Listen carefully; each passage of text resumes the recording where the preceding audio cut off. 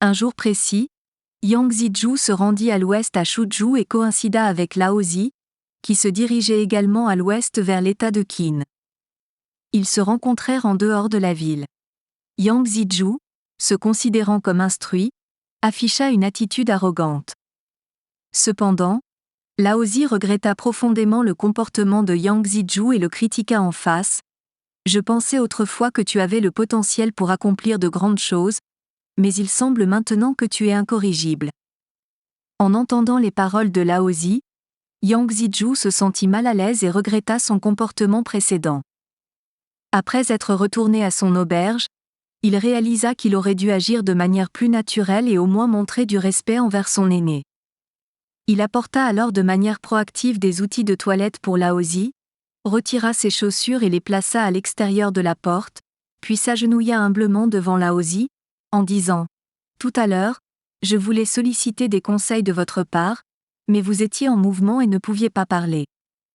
Maintenant que vous avez du temps, veuillez m'indiquer mes erreurs. » Lao Zi répondit « Ton attitude était si arrogante, ton expression si solennelle et chacun de tes gestes si artificiels et affectés.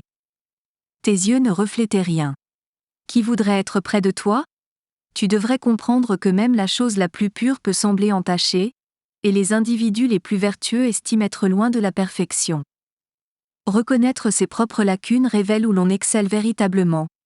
Si tes yeux ne voient que tes insuffisances, en réalité, tu ne comprends rien. » D'abord surpris, Yang Zizhu afficha progressivement une expression de remords sur son visage et dit humblement « Vos enseignements m'ont éclairé sur les véritables principes d'être une personne. » Auparavant, en voyageant à Shuzhou, Yang Zizhu avait été traité avec déférence par les clients de l'auberge. L'aubergiste masculin lui réservait une place, l'aubergiste féminine lui offrait un mouchoir, et d'autres lui laissaient le passage. Malgré le respect, tout le monde se sentait mal à l'aise. Après avoir suivi les conseils de Lao Zi, Yang Zizhu devint plus accessible et humble. À son retour chez lui, les clients engageaient des conversations informelles avec lui, et il ressentait un sentiment de camaraderie. La sagesse humaine peut comprendre toute chose dans le monde, mais ironiquement, elle a souvent du mal à se comprendre elle-même. Le manque de conscience de soi conduit à l'arrogance, à la vanité, à l'évasion, et même à trébucher sur ses propres forces. Ce n'est qu'en trouvant sa véritable position et en reconnaissant son rôle que l'identité personnelle peut être préservée. L'humilité et la retenue sont des marques de la sagesse profonde dans la vie.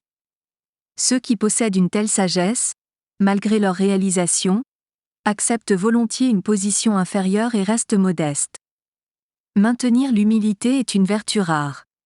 Peu importe à quel point la connaissance est riche, à quel point les réalisations sont remarquables, ou à quel point le statut est prestigieux, il est essentiel de rester modeste et prudent, de ne jamais se surestimer. Élargissez vos horizons, apprenez des autres, enrichissez continuellement vos connaissances, améliorez vos compétences et accomplissez de plus grandes réalisations.